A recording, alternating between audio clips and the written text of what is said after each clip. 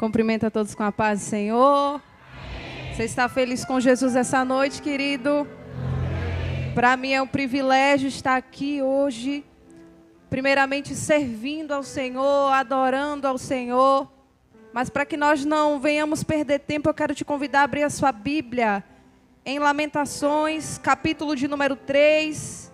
Enquanto você abre, eu agradeço aos pastores dessa casa pela oportunidade, aos amigos que aqui eu posso encontrar essa noite. Deus abençoe Mari, glória a Deus. As meninas, Deus abençoe.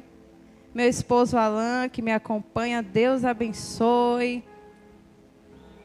Você pode dizer graças a Deus.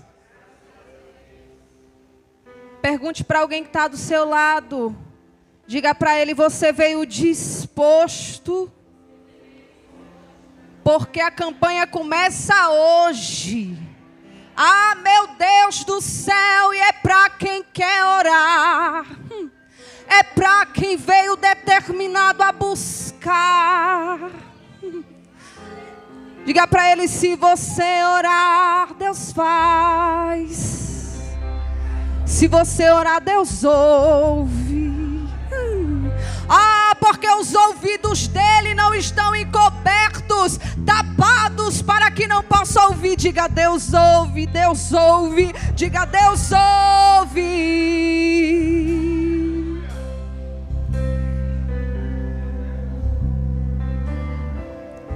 Quando eu oro, tu falas a mim. Quando eu oro, tu abres para mim.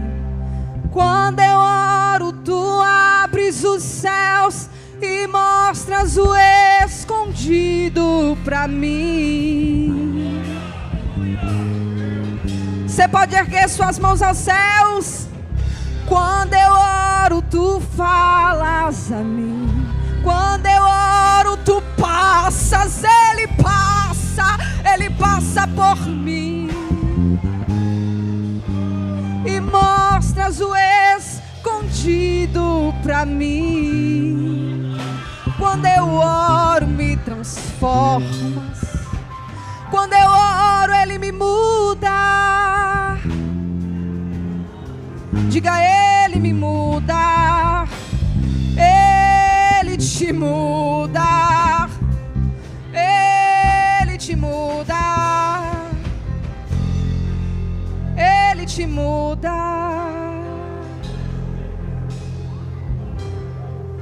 Eu vou orar, eu vou orar.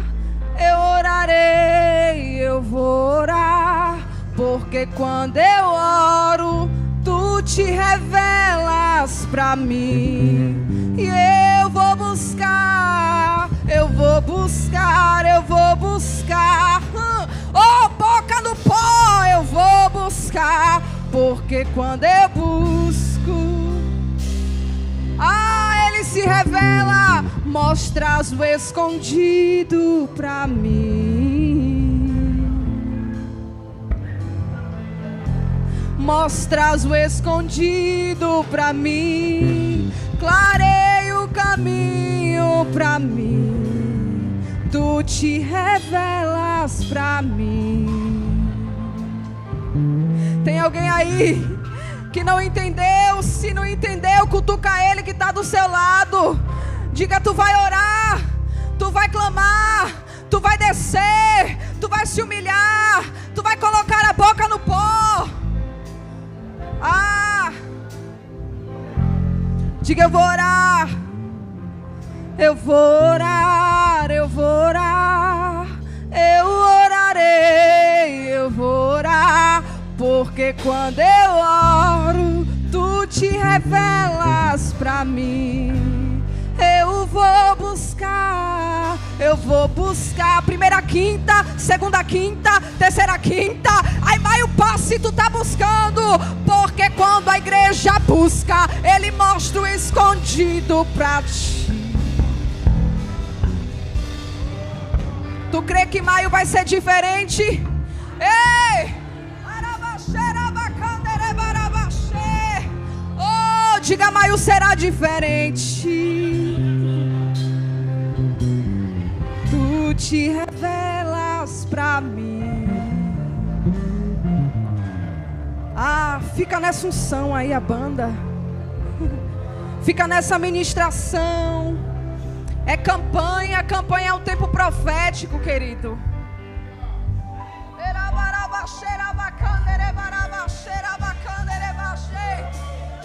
Ainda dá tempo de tu entrar, diz o Senhor. Ainda dá tempo de tu entrar. Eu vou dar tempo para você entrar na dimensão do Espírito. Oh, entra, entra, entra, entra, entra. Entra, entra, entra, entra, entra. Desligado tu não fica.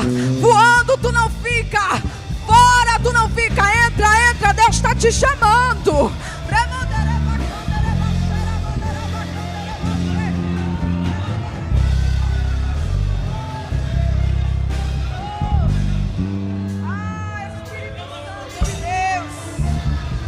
Não sai dessa graça, não. Não sai dessa presença, não. Ah, irmão. Tem coisa que para receber a gente precisa de uma graça maior. Mas eu tenho uma boa notícia para nós essa noite. É que aquilo que nós precisamos para receber o que Deus tem para liberar, o que Deus tem para derramar sobre a nossa vida, já está sendo liberado. Você pode erguer a sua mão ao céu, porque o Senhor coloca na sua mão aquilo que você precisa. Ah, meu Deus do céu. Sem perca de tempo, Lamentações capítulo de número 3, versículo de número 18.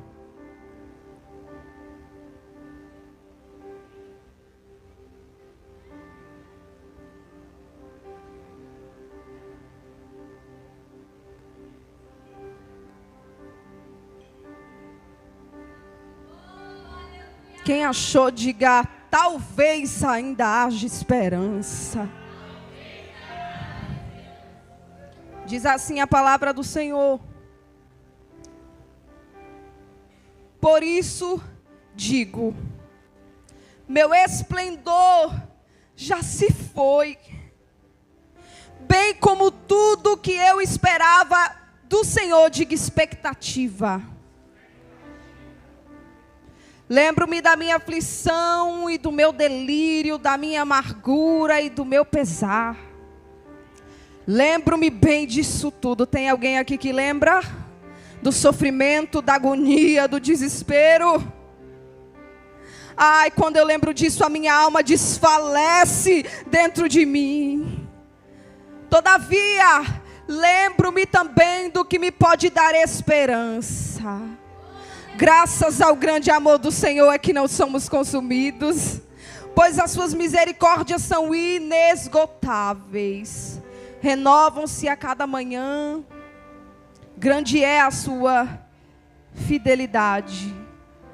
Versículo de número 29 diz: ponha seu rosto no pó, talvez ainda haja esperança. Eu vou contar de 1 a 3 e no 3 a igreja lê. É 1, é 2, é 3.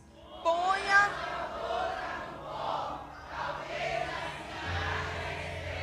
Ficou tão bom que nem precisa pedir para repetir. E eu encerro aqui no versículo de número 40, que diz: examinemo-nos e coloquemos à prova os nossos caminhos, e depois voltemos ao Senhor. Diga, voltemos ao Senhor. Levantemos o coração e as mãos. Diga, o coração e as mãos para o Deus que está nos céus, e digamos: pecamos e nos rebelamos, e tu, ah, Senhor, e tu não nos perdoaste. Tu te cobriste de ira e nos perseguiste, massacraste-nos sem piedade. Tu te escondestes atrás de uma nuvem para que nenhuma oração chegasse a ti. Tu, Senhor, diga, foi Ele.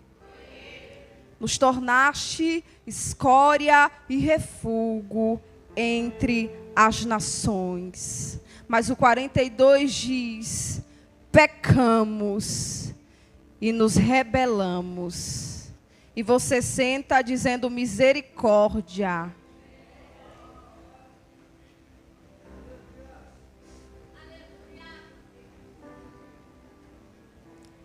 Ao passar desse dia,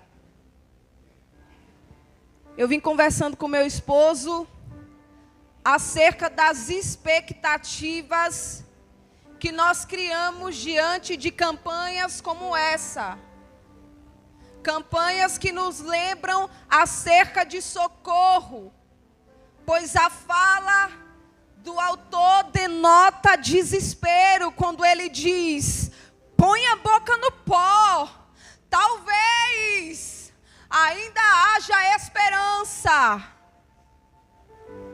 Não sei você, mas é comum que quando entramos em um contexto como esse, em uma campanha onde está dizendo, se humilha ao mais baixo nível, porque Deus pode fazer alguma coisa. É fato que a nossa expectativa perante isso é, pastor, eu vou pôr a boca no pó, eu vou me humilhar, eu vou clamar e Deus fará aquilo que eu quero, sim ou não? A nossa expectativa diante de propósitos e campanhas como esses são dessa forma. Eu preciso que Deus faça algo, então eu vou descer, então eu vou me humilhar, então eu vou me prostrar. Não porque eu quero descer, não porque eu quero me humilhar, não para que Deus faça algo em mim, mas para que Deus faça algo para mim. E aqui há uma diferença de Deus fazer algo para mim, diga para mim. Diga agora em mim. Há uma diferença. O mais interessado em fazer algo para você é Deus, só que Ele está falando conosco de uma forma diferente essa noite. E Ele está dizendo, eu vou fazer para você, mas antes eu faço em você. Diga em mim primeiro, depois para mim, mas faz em mim.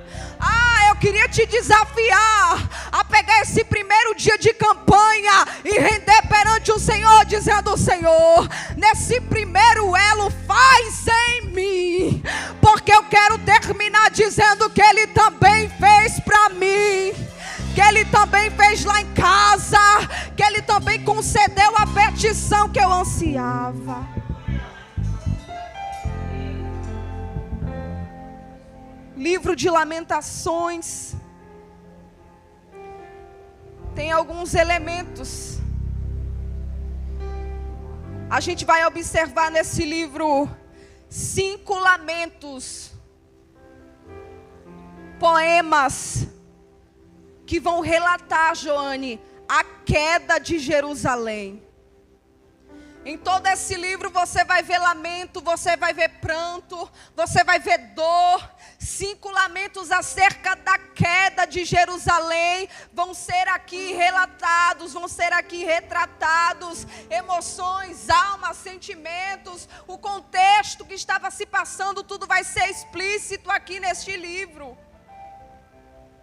E nós vamos perceber que algumas ênfases vão sendo dadas no livro de Lamentações. E a princípio a gente vai observar que há um clima de agonia espiritual. Quando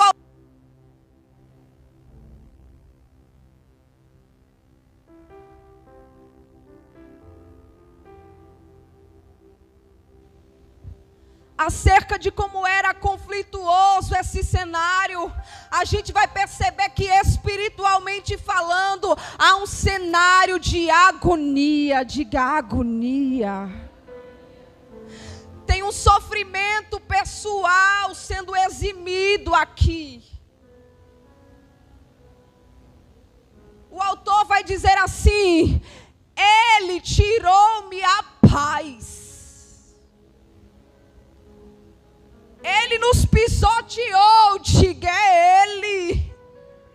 E há quem diga que Ele não faz isso, mas Ele faz. O autor está dizendo, Ele massacrou. O autor está dizendo, Ele tirou minha paz. O autor está dizendo, Ele feriu. O autor está dizendo, Ele nos perseguiu. Foi Ele. Irmão, você tem noção do que é isso? Se já é doloroso, Mari, ser ferido pelo que vem de fora.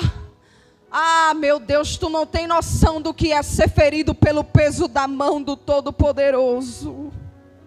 Mas o bom é que a palavra diz que Ele faz a ferida e Ele mesmo sara.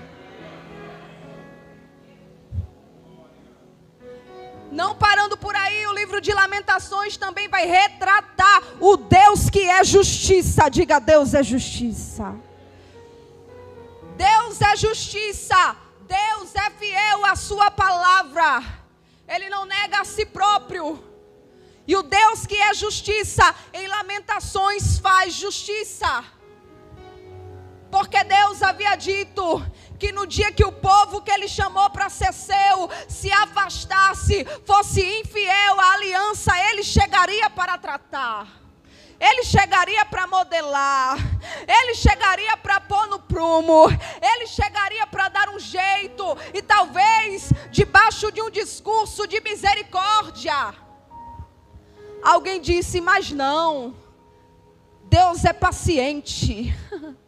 Quem sabe, Mari, a ideia de Jerusalém era essa: Deus é paciente, Deus é misericordioso, mas esqueceram que Deus também é justiça. E em Lamentações, o Deus que é justiça desce para poder julgar e punir a fidelidade, a infidelidade de um povo que Ele chamou para ser seu, mas está distante. De um povo, Joane, que Ele chamou para andar com Ele, mas não está andando como deveria andar. Diga, Deus é justiça. O contexto é terrível, assustador, doloroso, desesperador. Mas Lamentações também vai trazer uma palavra de esperança. Diga, esperança. Não esperança no cenário, porque olhando para o cenário, Mari, é devastador. Olhando para as circunstâncias, é tudo devastador. E o autor, ele diz dessa maneira: quando eu penso na minha dor, quando eu olho para o meu cenário, quando eu observo tudo ao meu redor, a minha alma se desfalece dentro de mim. Ele está dizendo, eu nem espero mais nada do Senhor, porque Ele nos causou tanto mal, Ele nos trouxe tanta dor, a sua mão tem sido tão pesada sobre nós, o seu juízo tem sido tão pesado sobre nós, o meu esplendor já se foi. E eu não sei se tem alguém aqui, mas que já viveu situações onde você olha e você diz, a minha esperança acabou, a minha expectativa esgotou, eu não tenho mais ânimo, eu não tenho mais alegria, eu não tenho mais felicidade. Só que ele vai lembrar de uma coisa: não, eu tenho uma esperança. E Romanos vai dizer que essa esperança não decepciona. Procure alguém, diga para ele, a esperança não vai te decepcionar. A esperança não vai te decepcionar. Talvez o contexto te decepcione, o cenário te decepcione, as notícias te decepcione. Só que o autor também vai lembrar, eu preciso trazer à minha memória o que me pode dar esperança. Ele é misericordioso, Ele é fiel, Ele é amoroso. Não, Ele não nos deixará ser consumidos. Diga memória.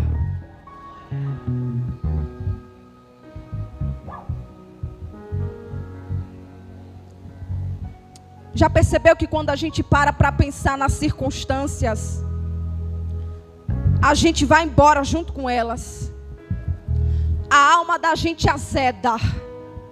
Quando você pensa na dor, nas frustrações, no que falta, no que aconteceu ainda.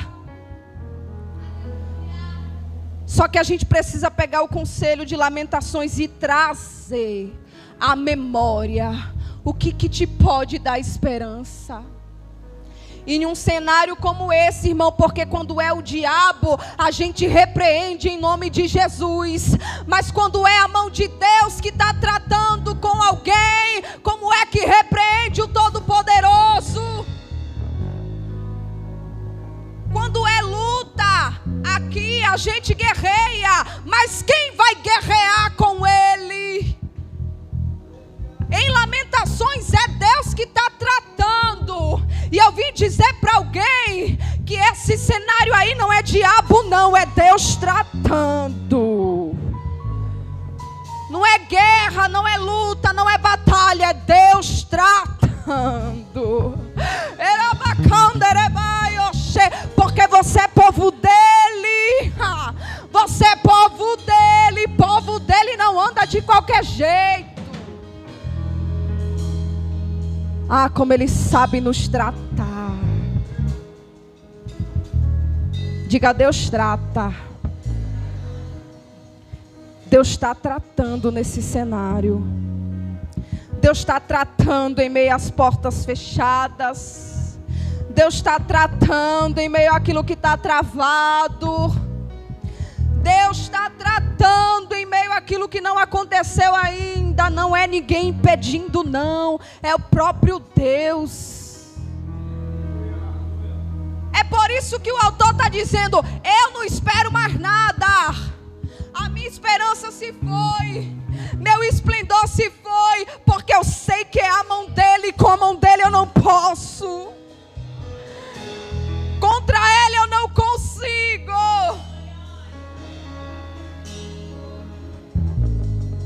Só que é uma palavra de esperança.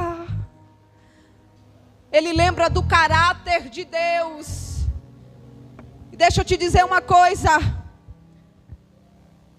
A única pessoa que pode te salvar das mãos de Deus é o próprio Deus. A única que pode te salvar das mãos de Deus é o próprio Deus. É por isso que a esperança de Jeremias está no Senhor. Eu trago à minha memória o que me pode dar esperança. Graças ao amor do Senhor é que nós não somos consumidos. Grande é a tua fidelidade. As suas misericórdias novas são a cada manhã.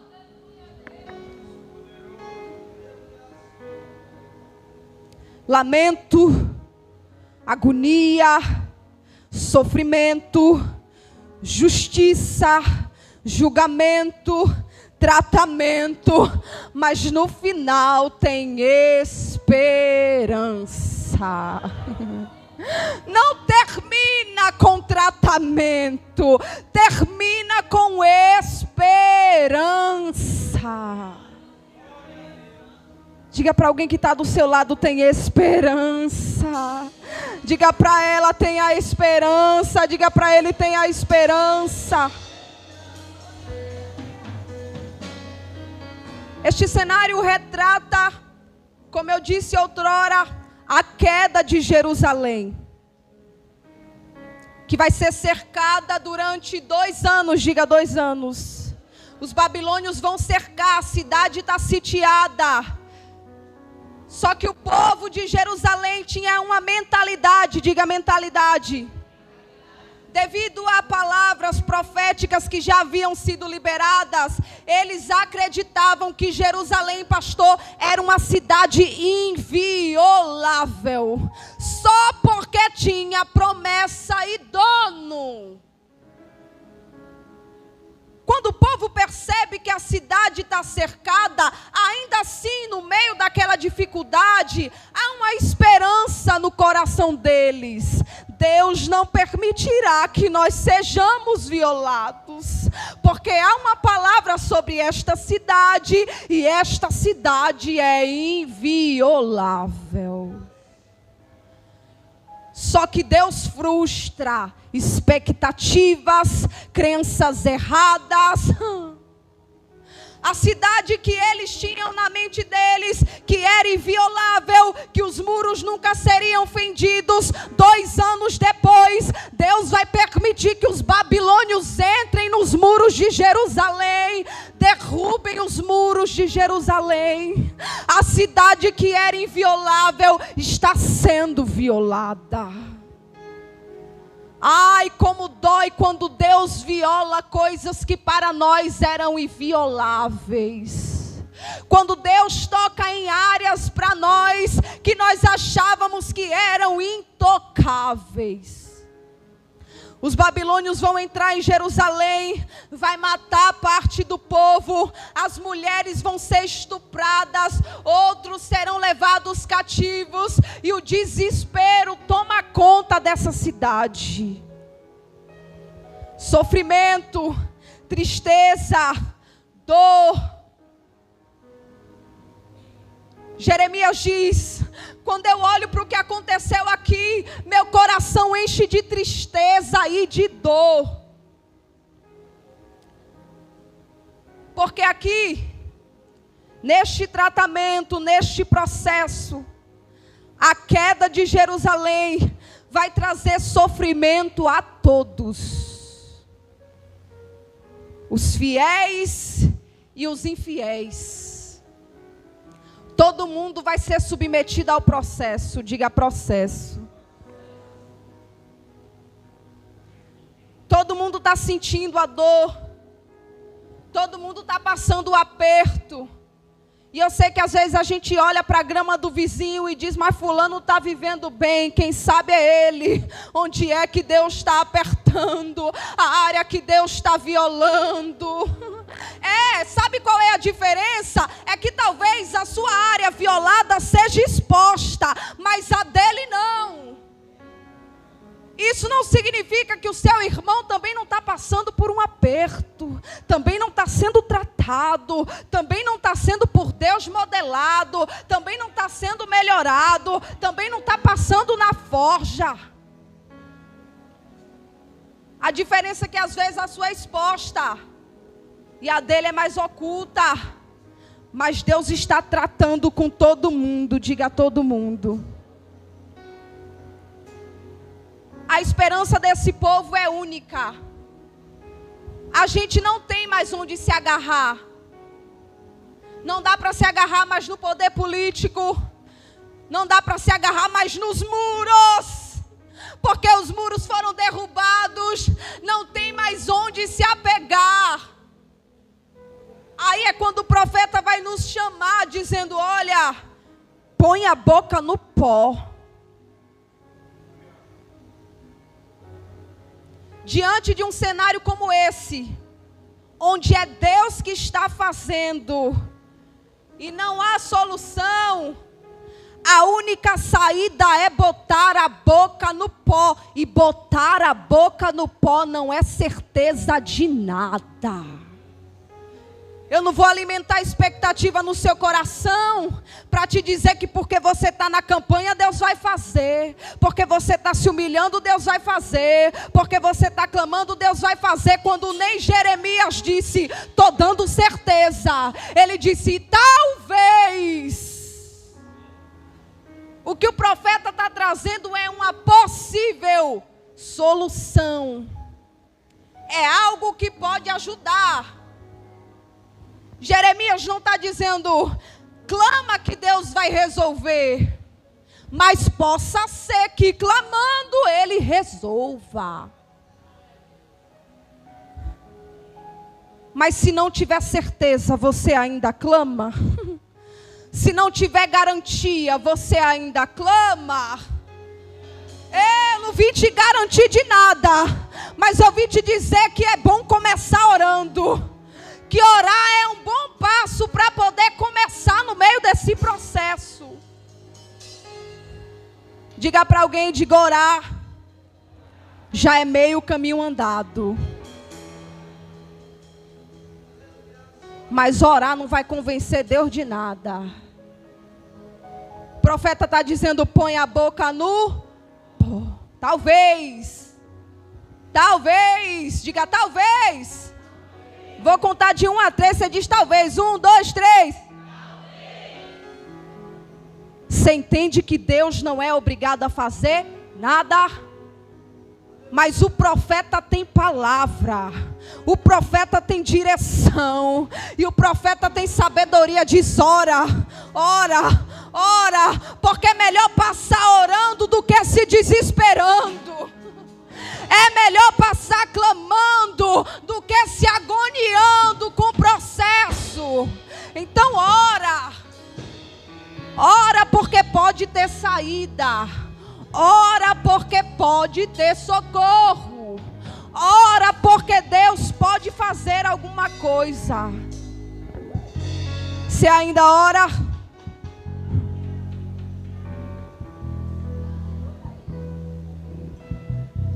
Só orar não vai mudar esse cenário. Porque quando nós estamos em cenários destruidores, a gente ora por desespero. Só que a gente precisa entender que Deus é didático. Deus não tem prazer em fazer o povo sofrer. Deus não tem prazer na porta fechada. Deus não tem prazer em que eu fique me angustiando porque meus sonhos estão esperando. Deus não tem prazer em nos apertar. Deus não é sádico. Mas Deus é didático. Deus é pai. E o pai, ele disciplina. Ele corrige todo aquele que ama. E se ele está te corrigindo é porque tem amor. Eu preciso entender que só a oração do desesperado em alguns momentos não vai funcionar, Joane.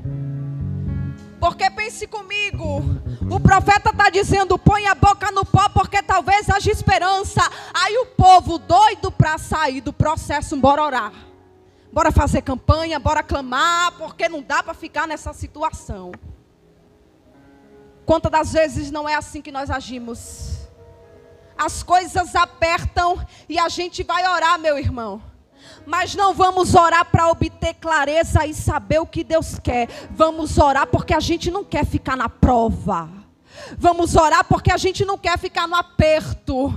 Vamos orar para ouvir a voz de Deus? Não. Vamos orar para Deus acabar logo com isso. Diga: motivação. Não adianta botar a boca no pó se a motivação estiver errada. Não adianta botar a boca no pó se for por mero desespero de querer sair do aperto.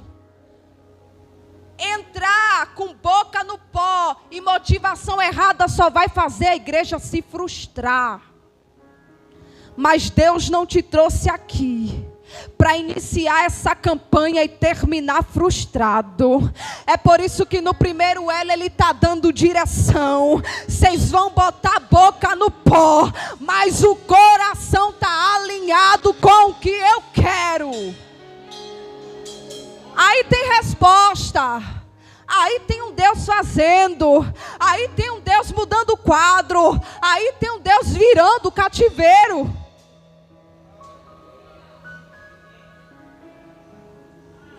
Cativeiro babilônico vai durar 70 anos.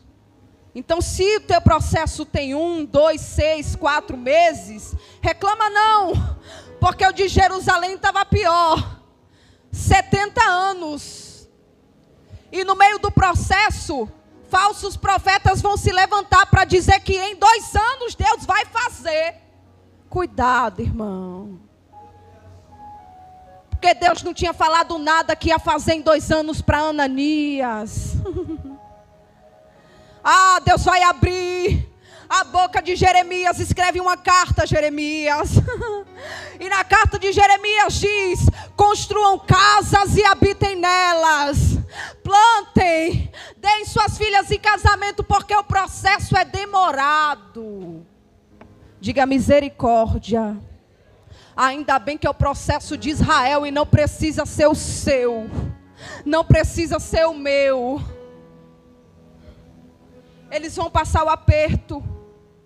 Eles vão passar o processo. O profeta vai dar direção no meio do processo. A direção é colocar a boca no pó. Está no aperto, está no processo. Deus está tratando. Tem direção no meio do processo. Começa a orar. Mas não vou te garantir que eu vou fazer o que você quer só porque o alecrim está orando. Só porque desceu 7, 14 e 21. Lembrando que a nossa oração não convence Deus de fazer nada. Deus é soberano. A cantora vai dizer que Ele faz o que Ele quer. Mas orar é um bom começo. Diga, orar é um bom começo. Ainda no capítulo de número 3, tem uma chave que vai virar esse cativeiro. Tem uma chave que vai virar esse cenário. Como eu disse, não é só colocar a boca no pó. Jeremias vai chamar o povo ao arrependimento. Diga, chamado ao arrependimento. Capítulo de número 40. Ele está alertando o povo e dizendo, antes ele disse, bota a boca no pó, mas agora ele está dizendo, examinemo-nos e coloquemos à prova os nossos caminhos. Trocando em miúdos, Jeremias está dizendo, se analisa, se examina. A gente começa orando, mas só oração não resolve. A oração é para abrir caminho. E aí quem aprendeu a botar a boca no pó, também vai se examinar. Também vai olhar para dentro de si. Também vai buscar saber do Senhor. Senhor, o que é que está faltando? O que é que o Senhor quer de mim? O que está fora do lugar? Levantemos o coração e as mãos para Deus que está nos céus. E digamos, 42, pecamos. Opa, pegou? Pecamos, nos rebelamos contra o Senhor, fomos infiéis à aliança. Oh, é isso que está errado, é isso que está torto. Então eu vou fazer confissão diante do Senhor. Não é só botar a boca no pó e dizer, faz Deus, cumpre Deus, abre Deus. Deus está dizendo, não vou fazer nada enquanto não te ajustar. Não vou abrir nada enquanto você não entender. Nós deveríamos estar com boca no pó dizendo, Senhor, onde é que eu preciso melhorar? Por que que o Senhor me colocou nesse processo? O Senhor quer me forjar o quê? O Senhor quer me ensinar o quê? A gente vinha conversando no carro, falando sobre religiosidade. Não adianta tu entrar de forma religiosa. Senhor, meu Deus e meu Pai, entra na peleja, entra na guerra. Deus está dizendo, não é guerra não, menino, não é peleja não. Eu só apertei um pouquinho para te melhorar.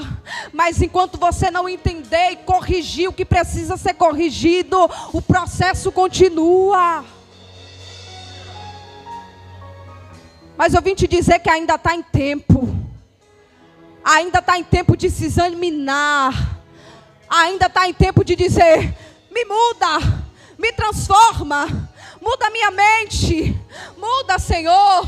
Eu pequei, eu me rebelei, eu me distanciei, e o Senhor apertou porque eu sou povo seu. Diga convite ao arrependimento. Abra sua Bíblia em primeiro livro de Samuel, capítulo de número 7. Eu vou encerrar aqui. Falando de chamado ao arrependimento.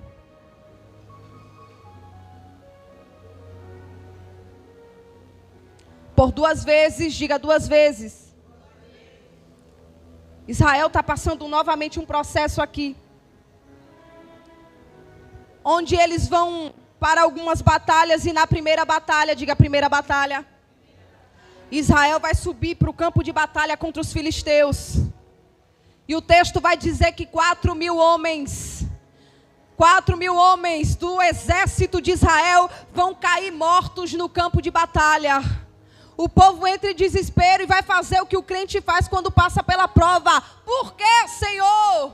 Por que o Senhor permitiu os nossos soldados morrerem? Foram 4.000 homens. O povo começa a questionar. Aí eles vão lembrar, já sei.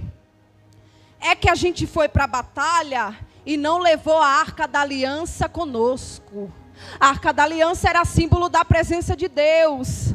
Aí de maneira religiosa, pastor, eles vão dizer assim: vamos subir a Siló e vamos buscar a Arca da Aliança para a gente ir para a batalha.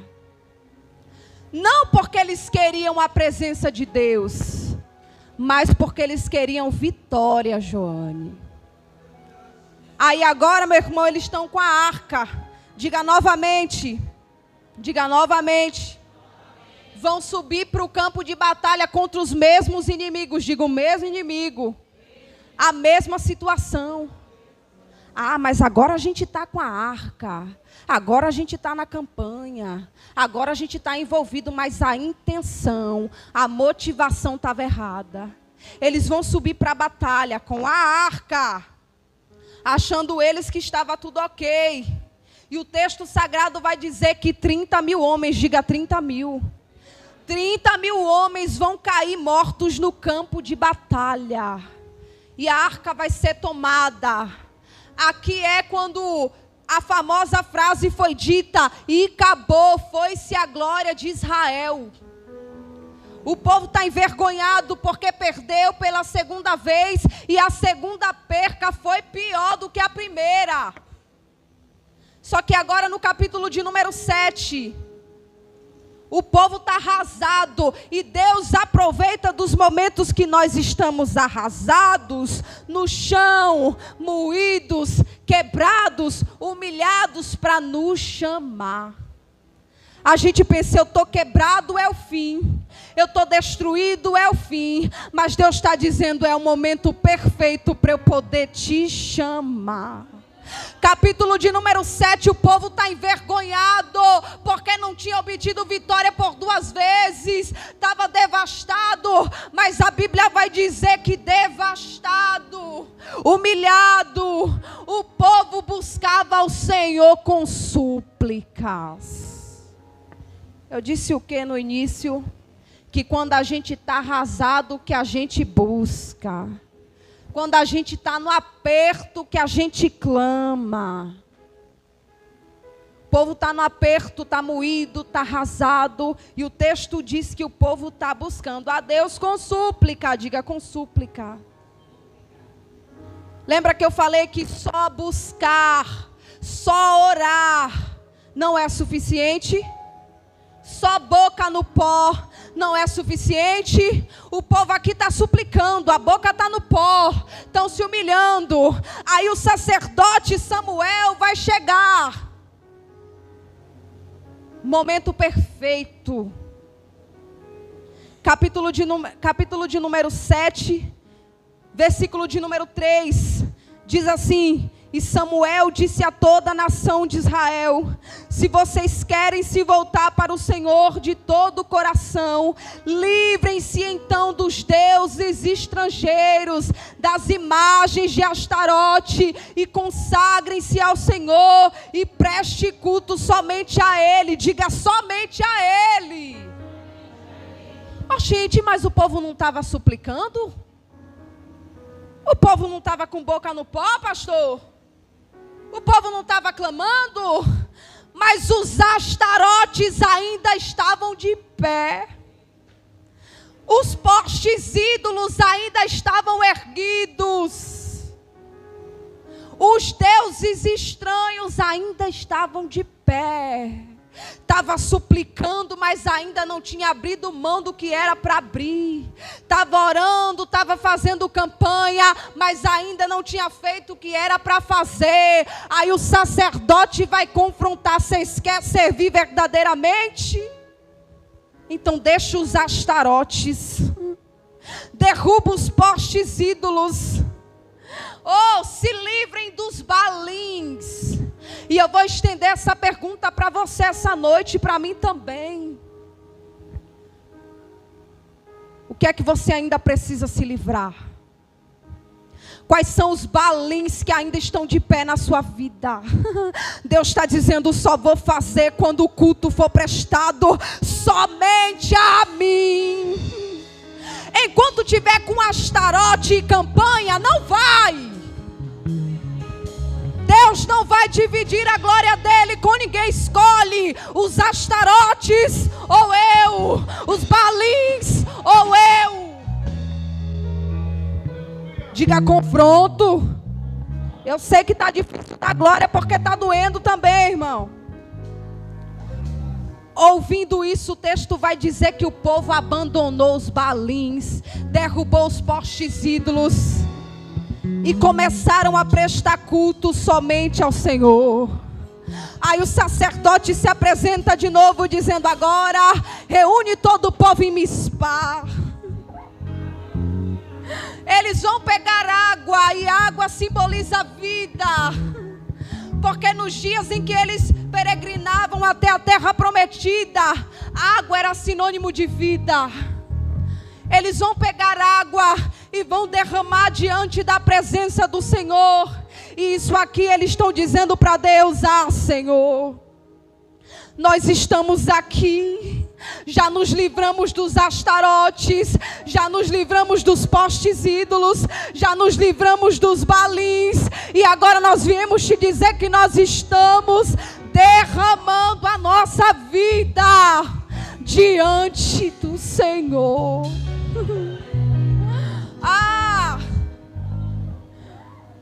Eles vão derramar a vida diante do Senhor.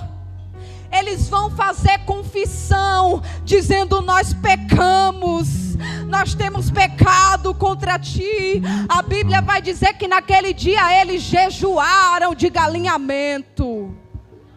Olha o ajuste, olha o ajuste. Começou orando. Se a gente não começar orando, a gente não se livra dos balins. A gente não se livra dos impedimentos. Eles começam orando, daqui a pouco já consegue renunciar, daqui a pouco já está dizendo: eu derramo a minha vida totalmente para o Senhor. Daqui a pouco já estão fazendo confissão de pecado, daqui a pouco já estão fazendo jejum. Olha o povo se ajustando, olha o povo se alinhando, olha o povo entrando no prumo que Deus quer. Diga: tudo no lugar. Quando tudo está no lugar, tem que vir um incircunciso para tirar a paz. A Bíblia diz que quando os filisteus, versículo de número 7, eles ficam sabendo que o povo se reuniu. Se tu soubesse o poder dessa reunião, se tu soubesse como o diabo teme quando a gente se reúne em propósito genuíno, em propósito de mudança de vida. Quando os filisteus ficam sabendo que o povo está reunido, eles vão se armar para ir marchar contra o povo. E o Israel, que foi derrotado 2 vezes, está com medo, está sem esperança, porque perdeu tanto, Joane, que não consegue acreditar mais que vai vencer. E talvez tenha alguém aqui assim nessa noite. Foram tantas percas, foi tanta vergonha, foi tanta frustração, que quando fala de honra tu não acredita. É tanta porta fechada que quando fala de porta aberta tu nem levanta a mão para receber. É tanta vergonha, é tanta humilhação, é tanto processo, que quando fala de plenitude, tu nem espera mais. E agora os filisteus estão subindo de novo. Esses inimigos que o povo não conseguia vencer, esses inimigos que o povo não conseguia derrotar, porque estava com a vida desalinhada. E quem está com a vida desalinhada não recebe vitória. Quem está com a vida desalinhada é envergonhado mesmo pelo inimigo. E não é Satanás prevalecendo, é Deus dizendo: vou permitir, vou permitir, vou permitir. Mas no final eu chamo e ajusto. No final eu trago para perto. Quando estiver no chão, quando estiver quebrado, eu chamo, confronto e ajusto.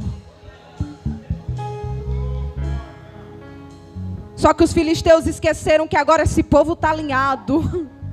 Agora esse povo tem sacerdote. Os filisteus estão subindo arrogante, dizendo: Mari, eu já ganhei a primeira, eu já ganhei a segunda, a gente vai derrotar eles de novo. Diga para alguém: Deus vai confundir o inimigo. Mas ele só faz isso na vida de quem está alinhado. Se você se alinhar, Deus vai confundir a terra. Ele vai deixar os filisteus subirem.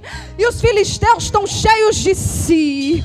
Os filisteus estão dizendo: eles são fracos. Perderam 2 vezes, vão perder de novo. E o sacerdote está clamando. O sacerdote está oferecendo o holocausto, que é uma oferta de desespero. E eu queria te convidar a se colocar sobre os seus pés.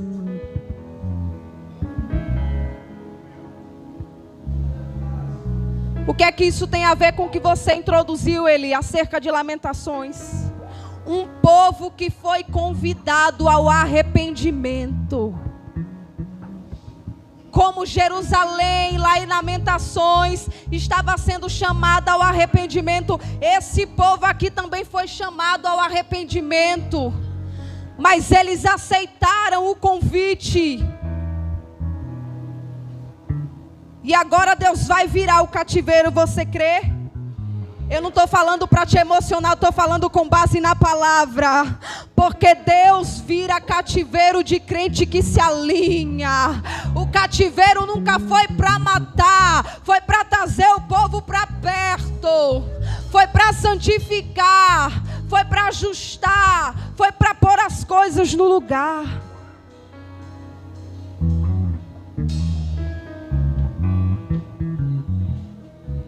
E eu encerro aqui. Depois de tanta vergonha, depois de tanta perca, depois de tanto aperto, irmão, Deus permite a vergonha. Deus permite a exposição. Deus tem um jeitinho tão único de tratar conosco. O salmista no Salmo de número 66 diz: Ele permitiu que os inimigos pisoteassem sobre a nossa cabeça. Ele nos forjou como a prata. Nós passamos pelo fogo, nós passamos pelas águas, mas há um lugar espaçoso. Ele nos trouxeste. Deus não é só o Deus que aperta, que trata, mas também é o Deus que conduz a lugares espaçosos. Lugares de prosperidade, lugares de crescimento. Não, alguém chegou aqui com o pensamento de que Deus estava te judiando, mas Deus não está te judiando, é porque Ele tem lugares espaçosos para te levar, mas antes Ele precisa te alinhar.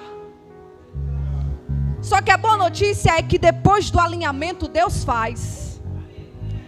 Você pode dizer isso para ficar gravado na sua mente? Diga: depois do alinhamento, Deus faz. Capítulo de número 7 de 1 Samuel. O povo se alinhou, o povo se ajustou. Versículo de número 10 diz: enquanto Samuel oferecia holocausto, os filisteus se aproximaram para combater Israel. Mas naquele dia, porém, Deus vai instalar um porém aí no meio desse processo. Foi tanto tempo de perca, humilhação, frustração e vergonha, mas depois do alinhamento, naquele dia, porém, diz a palavra do Senhor, que o Senhor, diga a Ele começa e Ele termina. Não foi Ele que botou no processo? Não foi Ele que apertou? Não foi Ele que forjou? Não foi Ele que tratou? Não foi Ele que permitiu? Aí o texto diz que o Senhor trovejou com fortíssimo estrondo contra os filisteus e os colocou em pânico e foram derrotados por Israel. Deus vai trovejar contra os inimigos. Ah, se eu fosse você, eu se alinhava logo.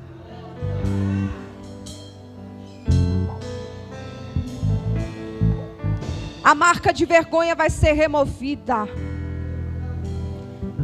E a história que começou com vergonha vai terminar com Samuel erguendo o altar e declarando e dizendo: Ebenezer, Ebenezer, porque até aqui, onde eu não tinha mais esplendor, onde eu não tinha mais honra, onde eu não tinha mais esperança, oh, até aqui, até aqui, até aqui, eu não esperava mais, não cria mais, acreditava mais, mas até aqui nos ajudou o Senhor. Começa orando, que a sua boca no pó seja um céu descortinado, para Deus te mostrar o que precisa ser ajustado, o que precisa ser alinhado, para que você termine esse mês de maio, essa campanha dizendo: Ebenezer. Você pode erguer suas mãos aos céus. Alguém vai te perguntar: o que foi que aconteceu? Você vai dizer: sabe o que aconteceu? Eu comecei em maio com a boca no pó, mas eu estou terminando dizendo: Ebenezer, Ebenezer. Até aqui me ajudou o Senhor. Até aqui me ajudou o Senhor. Eu queria te convidar a fazer um ato profético. Quando alguém te perguntar, depois desse culto, como é que você está? Você vai dizer: agora eu estou boca no pó. Mas daqui uns dias você não está preparado. Daqui uns dias você não está preparado, porque daqui a pouco eu estou Ebenezer. Ah, meu Deus, Deus vai erguer rosto de crente aqui de novo. Gente que está andando com a cara ralada no chão de vergonha, porque a situação está te espremendo. Mas calma, calma, que o Ebenezer está chegando. Eu encerro aqui. Vou passar para o pastor. Mas eu queria deixar esse ato profético. Estava em casa e eu vi a gente terminando essa mensagem de joelhos. Isso é um ato profético. Não é religiosidade não, porque você ouviu a palavra e sabe o que Deus quer nesse minuto de oração que você vai tirar. Você não vai se ajoelhar para pedir nada. Você vai se ajoelhar para dizer: Deus, o Senhor quer o que de mim? O Senhor quer que eu melhore em quê? Pode começar se ajoelhando. Eu vou passar para o pastor, ele vai clamar aqui. Vai puxar esse clamor. Mas quando levantar dessa cadeira, tu levanta: Ebenezer, Ebenezer. Eu vou passar para o pastor e ele vai conduzir o clamor. Espírito Santo da verdade, né?